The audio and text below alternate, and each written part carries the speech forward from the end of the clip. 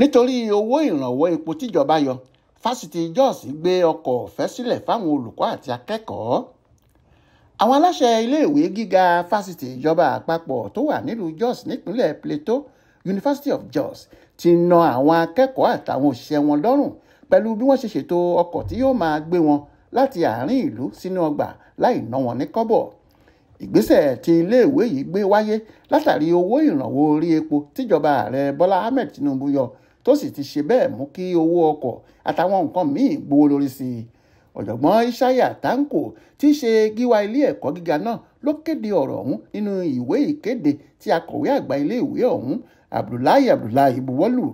Nínú àtẹ̀jáde tí wọ́n fi léde lọ́jọ́ Ẹtì Friday ọjọ́ 9 oṣù kẹfà yìí ni wọ́n ti kéde pé ojoojúmọ́ ni ọkọ̀ ọ̀fẹ́ náà yóò máa wà nílẹ̀ fáwọn akẹ́kọ̀ọ́ yàtọ̀ sí ọjọ́ Àìkú Sunday nìkan. Wọ́n láwọn ti ṣètò ibùdó táwọn ọkọ̀ náà yóò máa wà láwọn àdúgbò káàkiri ìgboro ìlú Jos tí ṣe olúìlú ìpínlẹ̀ Plateau láti lè dín ìnáwó àti wàhálà àwọn èèyàn náà kù. Apá kan ìwé ìkéde náà kà báyìí pé gíwá fásitì ìlú Jos ọ̀jọ̀gbọ́n Ishaya Tanko ti ro ìrora àti ìyà táwọn akẹ́kọ̀ọ́ àti òṣìṣẹ́ ilé ẹ̀kọ́ gíga náà ń fojú wì látàrí owó ìrànwọ́ epo tíjọba yọ.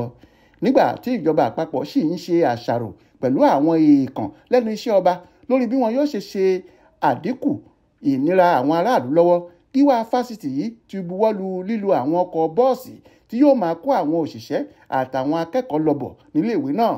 Wọ́n ṣe eléyìí láti mú kí lílọ bíbọ̀ àwọn akẹ́kọ̀ọ́ àti òṣìṣẹ́ rọrùn láìwo ti owó àti wàhálà mọ́tò, àgàgà lásìkò tí ìdánwò sáà ètò kejì fẹ́ bẹ̀rẹ̀. Àwọn àsìkò táwọn mọ́tò yìí yóò máa gbéra lọ́bọ̀ ní aago 7 àárọ̀, aago 1 ọ̀sán, aago 4 ìrọ̀lẹ́ àti aago 6 ìrọ̀lẹ́ lójoojúmọ́ yàtọ̀ sí ojú ọjọ́ Àìkú Sunday nìkan. Bó tilẹ̀ jẹ́ pé gbogbo àwọn akẹ́kọ̀ọ́ àti òṣìṣẹ́ iléèwé náà ní àǹfààní yìí ṣí sílẹ̀ fún. Àwọn òṣìṣẹ́ tí wọ́n bá ní káàdì ìdánimọ̀ wọn lọ́wọ́ nìkan àtàwọn akẹ́kọ̀ọ́ tí wọ́n bá fi rìsíìtì tí wọ́n fi sanwó iléèwé hàn nìkan ni wọ́n lẹ́tọ̀ọ́ láti wọ àwọn ọkọ̀ ọ̀hún níbùdó kọ̀ọ̀kan tí wọ́n ti pèsè sílẹ̀ fún wọn.